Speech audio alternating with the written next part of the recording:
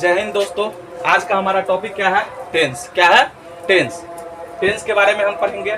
Tense क्या है, tense के कितने भेद होते हैं, टेंस से रिलेटेड जो भी ट्रांसलेशन होता है उसको कैसे बनाया जाता है, इसके बारे में हम चर्चा करेंगे। चर्चा करने से पहले एक जरूरी सूचना है कि आप लोग हमारे चैनल को सब्सक्राइब कर लीजिए ताकि नई नई वीडियो आती रहेगी, नोटिफिकेशन मिलता रहेगा। ठीक है। और कोई भी टॉपिक आपको नहीं समझ में आता हो तो कमेंट कर सकते हैं, हम उस पर पर्सनली वीडियो आपको बनवा देंगे। ठीक है। तो हम लोग चलते हैं टेंस की ओर। टेंस आखिर क्या है? टेंस जो है, टेंस को हिंदी में हम कहते हैं काल। क्या कहते हैं? काल। और काल को ही हम कहते हैं समय। क्या कहते हैं? समय। काल को क्या कहते हैं? समय। इसका सिंपल सा डिफिनीशन है टाइम इज टेंस। क्या है? Time is tense. Time is tense. Tense जो भी हम कार्य करते हैं, जो भी कार्य व्यापार जो भी जिस समय में करते हैं उसी को हम टेंस कहते हैं। वैसे समय तीन प्रकार के होते हैं। समय कितने प्रकार के होते हैं? तीन प्रकार के। एक बीता हुआ समय, एक वर्तमान में अभी जो हम जी रहे हैं, और एक आने वाले समय। ठीक है। समय कितने प्रकार के होते हैं? तीन प्रकार के। एक बीते हुए समय, एक वर्तमान समय और एक आने वाले समय। दोस्तों तो टेंस कितने प्रकार के होते हैं? तीन प्रकार के होते हैं। कौन कौन होते हैं? पहला हो गया प्रेजेंट टेंस। प्रेजेंट टेंस इसको हम बोलते हैं वर्तमान काल। क्या? वर्तमान काल, या समय भी हम कह सकते हैं। समय भी कहेंगे तो कोई गलत नहीं है, क्योंकि टेंस से तो समय का ही तो बोध होता है। ठीक है। दूसरा हो जाता है आपको पास्ट टेंस। क्या हो जाता है? Past tense. इसको हम कहते हैं भूतकाल या भूत समय, बीता हुआ समय। ठीक है। तीसरा जो हो जाता है वो होता है फ्यूचर टेंस। फ्यूचर टेंस इसको हम हिंदी में कहते हैं भविष्यत काल। क्या होता है? भविष्यत काल। टेंस कितने प्रकार के होते हैं? तो टेंस तीन प्रकार के होते हैं। कौन कौन? Present tense, past tense, future tense. कौन कौन होते हैं? Present tense, past tense, future tense.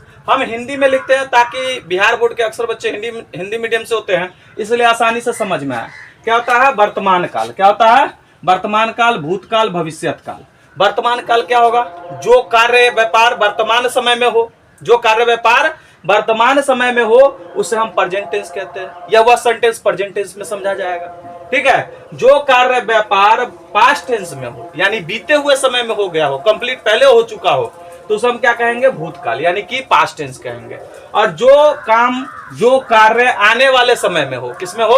आने वाले समय में हो, तो उसे हम फ्यूचर टेंस कहते हैं। क्या कहते हैं? फ्यूचर टेंस कहते हैं।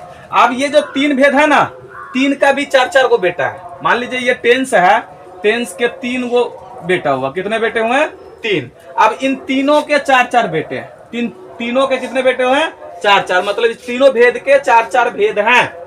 और अगर एक का नाम याद कर लीजिएगा ना तो चारों टेंस का नाम याद हो जाएगा। मतलब तीनों टेंस के चारों चारों भेद का नाम याद हो जाएगा। उसका चार्ट इस प्रकार देख लीजिए।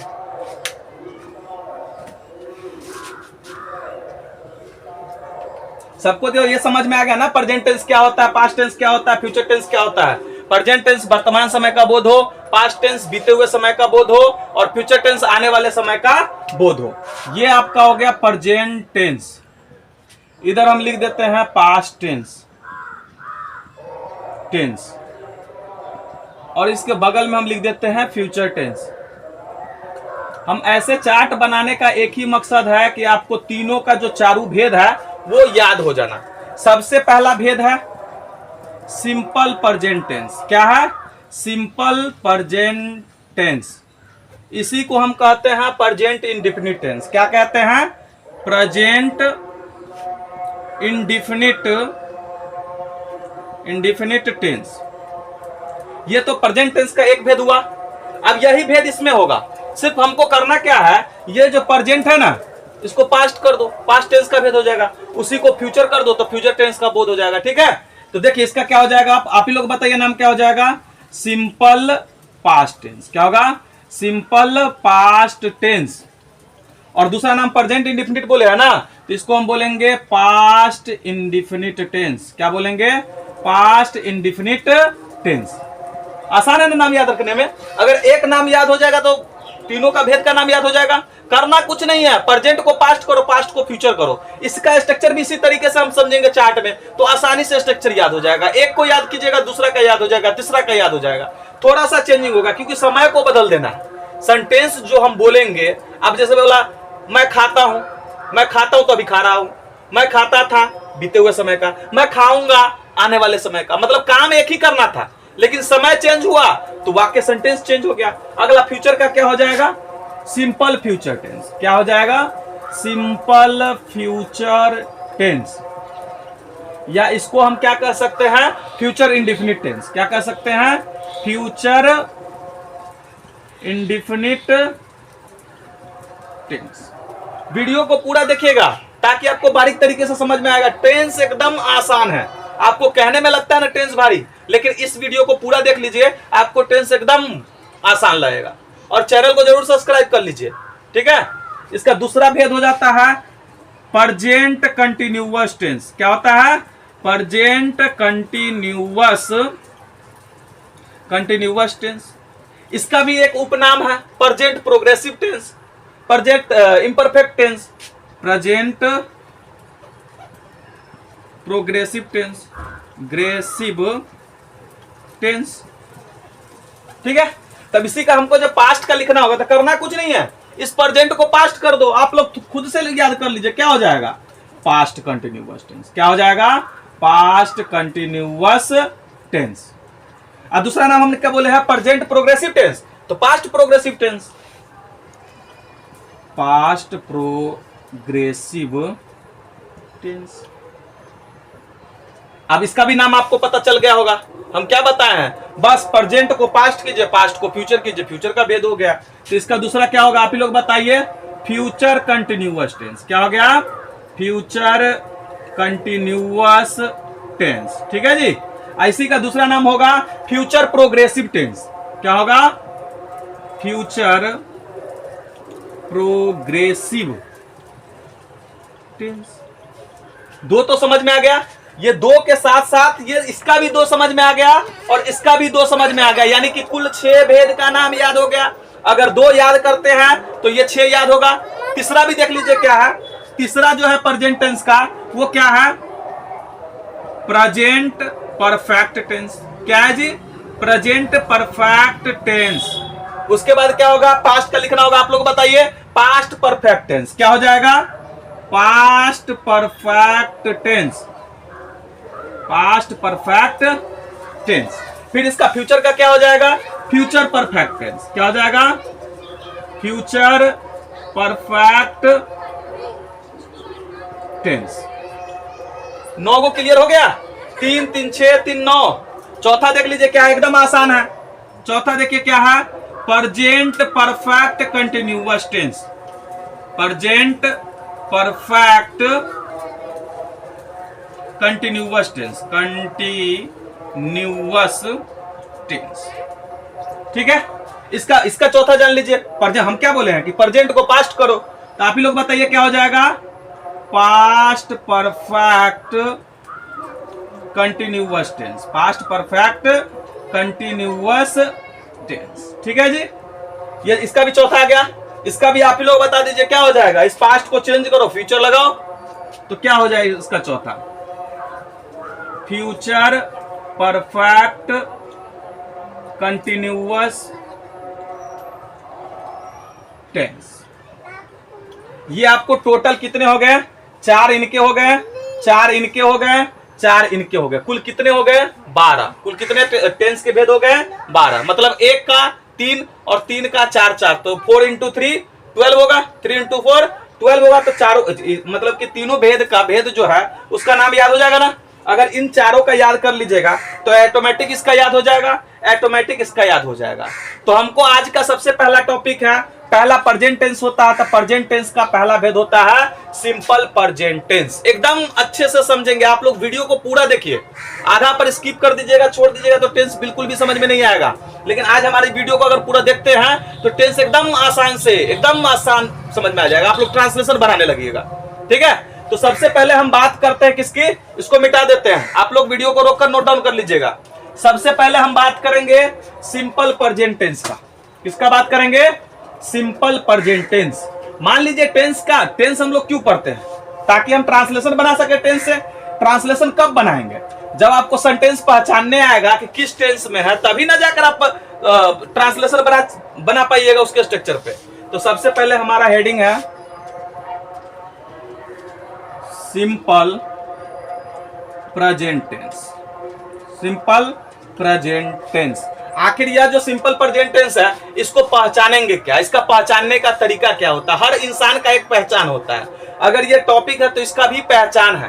तो सबसे पहले हम पहचानने का विधि लिखा देते हैं। पहचानने की विधि, पहचानने की विधि क्या होगा, जिस हिंदी वाक्य के अंत में ता हूं, ती हूं, ता है, ती है, ते हैं, ते हो इत्यादि लगा रहे तो वह वाक्य सिंपल प्रेजेंट टेंस में समझा जाता है। जैसे आप लोग डेली लैंग्वेज में बोलते हो ना, मैं खाता हूं, मैं पढ़ता हूं, मैं उठता हूं, मैं जाता हूं, मैं आता हूं, मैं सोता हूं, मैं हंसता हूं, मैं खेलता हूं, मैं बोलता हूं। तो ये जितने सारे ता हूं, ती हूं, ता है, ती है, ते हैं सेंटेंस में लगा है भैया रे, उसकी कौन से टेंस में आ जाएगा, सिंपल प्रेजेंट टेंस में। जब हमको पता, देखिए कोई सेंटेंस बनाना होता है तो सबसे पहले यह जानना जरूरी है कि जो सेंटेंस है वह किस टेंस के अंतर्गत है, वह किस टेंस के अंतर्गत है। तो हमको पहचानने का विधि पता चल गया कि भैया जिस हिंदी वाक्य के अंत में ता है, ती है, ते हो इत्यादि लगा रहे तो वह वाक्य आपको सिंपल प्रेजेंट टेंस में समझा जाता है। उसके बाद इतना ही पर आराम नहीं होता है, उसके बाद हमें सेंटेंस को जजमेंट करना होता है कि सेंटेंस आखिर है किस प्रकार का, सेंटेंस जो है आखिर है किस प्रकार का। तो सेंटेंस हमको यहाँ पर अभी 6 प्रकार का पढ़ना होता है, assertive, negative, interrogative, interrogative negative, WH words interrogative, WH words interrogative negative. तो सबके बारे में हम बताएंगे कि असर्टिव सेंटेंस के अंतर्गत क्या होता है, निगेटिव सेंटेंस के अंतर्गत क्या होता है, इंट्रोगेटिव सेंटेंस के अंतर्गत क्या होता है, इंट्रोगेटिव निगेटिव सेंटेंस के अंतर्गत क्या होता है, WH words interrogative negative interrogative sentence के अंतर्गत क्या होता है, सबके बारे में आज विस्तार से जानेंगे। वीडियो में आप बने रहिए, ठीक है। तो पहले इसका हम पहचानने का विधि लिखा देते हैं। सबका स्ट्रक्चर, सब्जेक्ट, ऑब्जेक्ट, वर्ब, कौन सा वर्ब किसके साथ लगेगा, सारा हम बता देंगे, ठीक है ना। तो सबसे पहले लिख लीजिए, जिस, इसका पहचानने की विधि, जिस हिंदी वाक्य के अंत में ता हूं, ती हूं, ता है, ती है, ते है, ते हो इत्यादि हम लगा देते कि और कुछ भी बच गया हो तो उस इत्यादि के अंतर्गत आ जाता है। इत्यादि लगा रहे, इत्यादि लगा रहे तो वह वाक्य, तो वह वाक्य SPT में समझा जाता है। किसमें समझा जाता है, SPT, it means simple present tense. क्या होता है, सिंपल प्रेजेंट टेंस में समझा जाता है, सिंपल प्रेजेंट टेंस में समझा जाता है, समझा जाता है। ठीक है बाबू, हमें पता चल गया कि भैया जो सेंटेंस है वह सिंपल प्रेजेंट टेंस के अंतर्गत है। तो सबसे पहले बारी आती है इसमें असर्टिव सेंटेंस। क्या आता है, असर्टिव, असर्टिव सेंटेंस।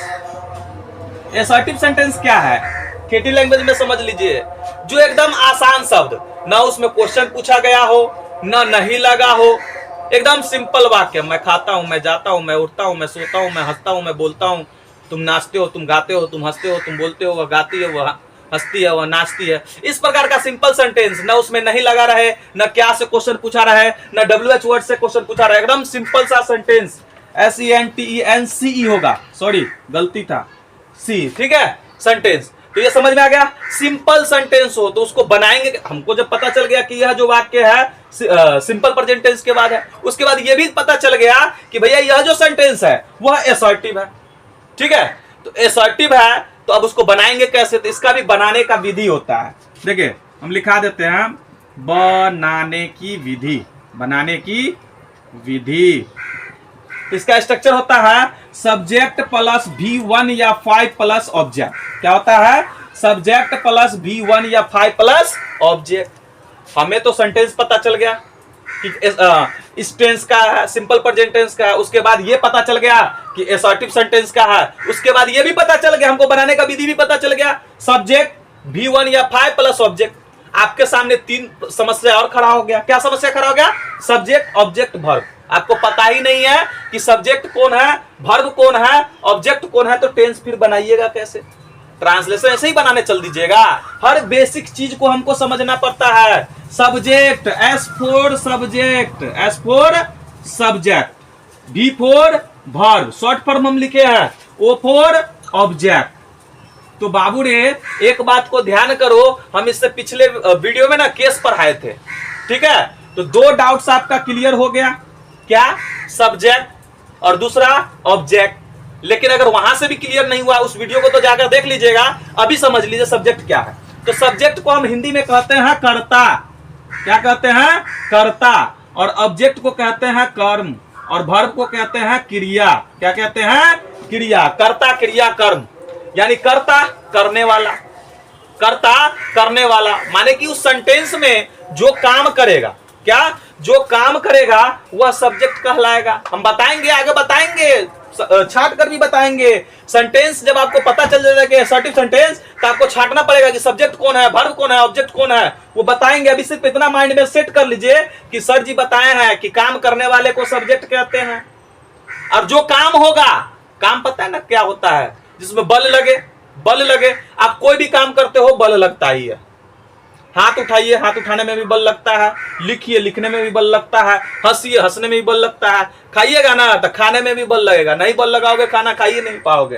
तो इतना पता चल गया, जिसमें बल लगे। अब समझ लीजिए जिसमें बल लगता है वह एक प्रकार का क्रिया कहलाया। ऑब्जेक्ट क्या है? तो जो बल लगेगा और जिस पर प्रभाव पड़ेगा। जैसे राम पटना जाता है, हम एक सेंटेंस लिख दिया, अभी समझा देते, उसके बाद और समझा देंगे। राम पटना जाता है। बाबू रे आप लोग बताइए, इसमें काम कौन कर रहा है भैया? राम। काम कौन कर रहा है? राम।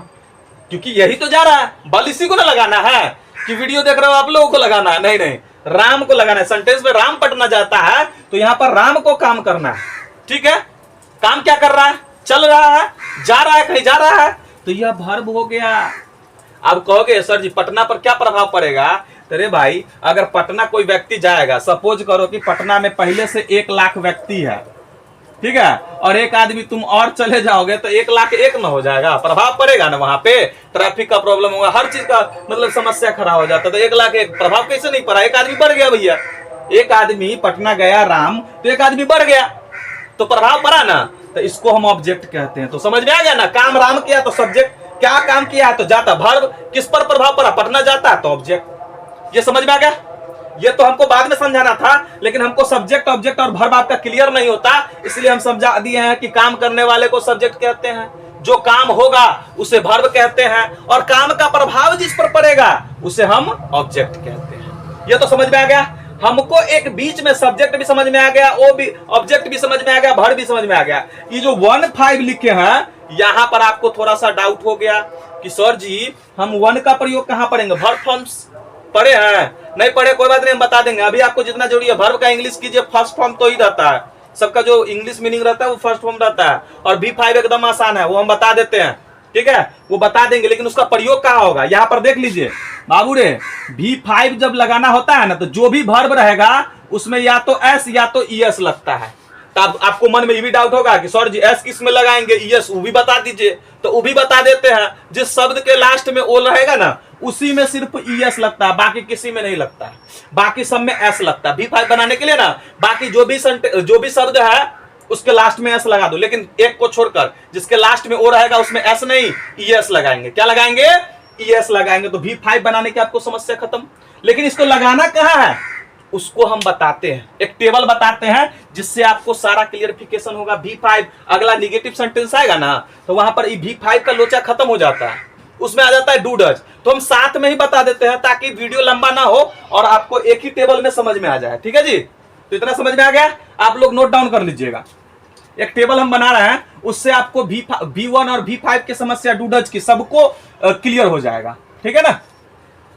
तो देखिए, ये हो गया सिंगुलर, सिंगुलर, ये हो गया प्लूरल। इधर हम लिख देते हैं पर्सन। पर्सन बाबू रे आप लोगों को पढ़ाए थे ना, याद कीजिए। First person, second person, third person.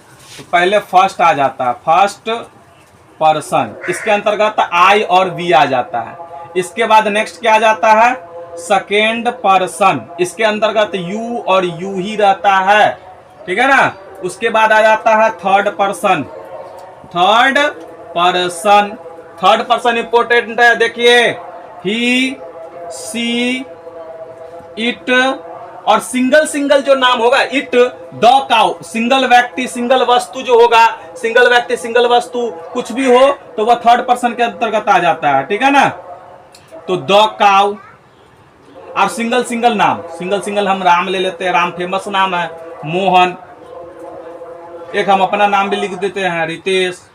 तो सिंगल सिंगल नाम और सिंगल सिंगल वस्तु जो होगा ना, थर्ड पर्सन सिंगुलर नंबर में होगा, वही इसमें क्या होगा, इट्स, दे, इसमें द काउज लिख सकते हैं, जब ज्यादा गाय हो जाती है ना तो वो प्लुरल फॉर्म में हो जाता है, ठीक है। और उसके बाद जब दो नाम रहेगा तो इसी के अंतर्गत आ जाएगा, जैसे Ram and Shyam, Ram and Shyam, etc.. नाम तो बहुत है, बताते रहेंगे तो पूरा वीडियो लंबी होती जाएगी, आपको नाम खत्म नहीं होगा। पृथ्वी पर इतने व्यक्ति है, करोड़ों करोड़ों व्यक्ति है, सबका नाम हम थोड़ी ना लिख सकते हैं, ईटीसी लगा दीजिए। ये कुछ टेबल आपको समझ में आया, समझ में आ गया ना। आपको और को नहीं याद रखना है, हमको इसको याद रखना है। ये थर्ड पर्सन सिंगुलर नंबर बहुत ही इंपॉर्टेंट है, इसको घेरा लगा लीजिए। थर्ड पर्सन में ही, सी, इट, याद रखिए, ही, सी, इट, यह प्रोनाउन है, ही, सी, इट, और सिंगल सिंगल व्यक्ति का नाम या सिंगल सिंगल कोई वस्तु या जानवर होगा वह थर्ड पर्सन। इस थर्ड पर्सन को याद रखिए, ही, सी, इट और सिंगल सिंगल व्यक्ति के नाम छोड़कर बाकी सब में क्या, V1 का प्रयोग होगा और डू का प्रयोग होगा। और ई जो खाना है ना, ही, सी, इट, क्या याद कर लीजिए, he, she, it, he, she, it, he, she, it और सिंगल सिंगल नाम, इसके साथ हम V5 का प्रयोग करेंगे। यानी कि जहां पर ही रहेगा, जहां पर सी रहेगा, जहां पर इट रहेगा, जहां पर राम रहेगा, जहां पर मोहन रहेगा, सिंगल सिंगल व्यक्ति वस्तु का नाम रहेगा, वहां पर बाबू रे V5 का प्रयोग करते हैं। माइंड में सेट कर लीजिए, नोट डाउन कर लीजिए। और उसी में हम डज का प्रयोग करते हैं। किसका प्रयोग करते हैं, डज का प्रयोग करते हैं। और बाकी सभी में V1 का प्रयोग होता है और डू का प्रयोग होता है, याद कर लीजिए। आप मेनली इसको याद रखिए कि इतने में हमको V5 और डज का प्रयोग करना है और बाकी सब में V1 और डू का प्रयोग करना है। किसका प्रयोग करना है, V1 और डू का प्रयोग करना है। अब हम चलते हैं सेंटेंस में। आखिर असर्टिव सेंटेंस बताया ना, उसको बनाना कैसे है, इतना याद रखिएगा कि V5 कहां प्रयोग करना है और V1 का प्रयोग कहां करना है। और डू डज का तो हम अगले सेंटेंस में चलेंगे। अभी आप असर्टिव पढ़ रहे हैं ना, तो असर्टिव का हम एक बार स्ट्रक्चर फिर से लिख देते ताकि आप लोग भूले नहीं हो। इसका असर्टिव सेंटेंस एएस का स्ट्रक्चर क्या होता है, सब्जेक्ट प्लस V1 या 5 प्लस ऑब्जेक्ट, ठीक है बाबू। हम एक सेंटेंस बोलते हैं, जैसे राम पटना जाता है, EXP राम पटना जाता है, राम पटना जाता है। तो सबसे पहले हमको पता चलना चाहिए कि सेंटेंस अभी आप पढ़ रहे हो ना, तो आपको पता चल गया कि यह सिंपल प्रेजेंट टेंस है। जब एग्जाम देने जाओगे उसमें आपको पता नहीं चलेगा कि कौन सिंपल है, कौन प्रेजेंट कंटिन्यूअस है, कौन परफेक्ट टेंस है, किसका पास्ट परफेक्ट, वो नहीं पता चलेगा। तो हमको पहचानने की विधि याद रहनी होगी। हमको सेंटेंस के लास्ट में देखना क्या है बाबू रे, ता है, ती है, ता हूं, ती हूं, तो समझ में आ जाना चाहिए कि सिंपल प्रेजेंट टेंस है। अब ये समझ में आ गया। उसके बाद हमको ये देखना है कि वाक्य कैसा है। वाक्य सिंपल है, ना इसमें क्वेश्चन पूछा जा रहा है, ना नहीं लगा है, तो सिंपल असर्टिव है। उसके बाद माइंड में ये फिट कीजिए कि हमारा फॉर्मूला क्या है, स्ट्रक्चर क्या है, सब्जेक्ट प्लस V1 या 5 प्लस ऑब्जेक्ट। अब इतना जान लीजिए कि सब्जेक्ट कौन है, इसमें काम कौन कर रहा है, राम, पहले ही बता चुके हैं इससे पहले ही। तो यह सब्जेक्ट हो गया, क्या काम कर रहा है, जाता है, तो ये वर्ब हो गया। कहां जा रहा है भैया, ऑब्जेक्ट पटना, पटना पे प्रभाव पड़ रहा है, तो इसको हम बनाएंगे। सबसे पहले हमको सब्जेक्ट लिखना है ना, ये स्ट्रक्चर है, बनाने की रेसिपी है, आप लोग बनाइएगा तभी समझ में आएगा। तो सबसे पहले सब्जेक्ट लिखना है राम, और राम के बाद हमको वर्ब लगाना है। हम ये जजमेंट कर लीजिए कि इसके साथ किसका लगाएंगे, थर्ड पर्सन सिंगल नाम है, थर्ड पर्सन सिंगुलर नंबर में आएगा, तो इसके साथ हम V5 का प्रयोग करेंगे। और बाबू रे, जाता को इंग्लिश में कहते हैं गो, तो V5 ES का है, जिसके लास्ट में वो लगा रहे उसमें ES लगा दो, तो क्या हो जाएगा, गोज। क्या हो जाएगा, गोज। तो क्या हो गया, राम गोज टू, और लास्ट में लगा दो वर्ब, ऑब्जेक्ट क्या, Patna, Ram goes to Patna, Ram goes to Patna. अब हम लिखते हैं तुम हंसते हो, तुम हंसते हो, तुम हंसते हो। हमें तो पता चल गया हंसते हो, सॉरी हमें तो पता चल गया ते है, तो भैया ये कौन सा सेंटेंस है? असर्टिव सेंटेंस है किसका? और सिंपल वाक्य है, सिंपल प्रेजेंट टेंस का। तो हम बनाते हैं, हमको सेंटेंस में सब्जेक्ट भी और आता है प्लस सब्जेक्ट, तो सब्जेक्ट छाप लेते हैं। काम कौन कर रहा है? तुम। काम कौन कर रहा है? तुम। क्या काम कर रहे हो? हंस रहे हो। तो हंस रहे हो क्या हो जाएगा? भर। इसमें ऑब्जेक्ट नहीं है, तो भैया जब ऑब्जेक्ट नहीं है तो टेंशन लेने की जरूरत नहीं है, ऑब्जेक्ट लगाए नहीं करेंगे। जब तुमको नहीं आना मत आओ, नहीं लगाएंगे। तो सबसे पहले सब्जेक्ट लिखेंगे। तुमको इंग्लिश में क्या कहते हैं? यू। याद कर लेना, वर्ड्स कमांड बहुत ज्यादा जरूरी है इंग्लिश में। तो क्या होगा? यू। उसके बाद भी लगाना, यू के साथ सेकंड पर्सन है बाबू, तो भी वन का प्रयोग करेंगे, ध्यान रखना। और हंसना का लाभ होता है, तो लाभ भी वन में होता है, तो यू लाफ। ये समझ में आ गया? समझ में आ गया ना सभी को? Assertive sentence. अगला टॉपिक पर हम लोग चलते हैं, निगेटिव सेंटेंस पर। ठीक है जी, इसको नोट डाउन कर लीजिए।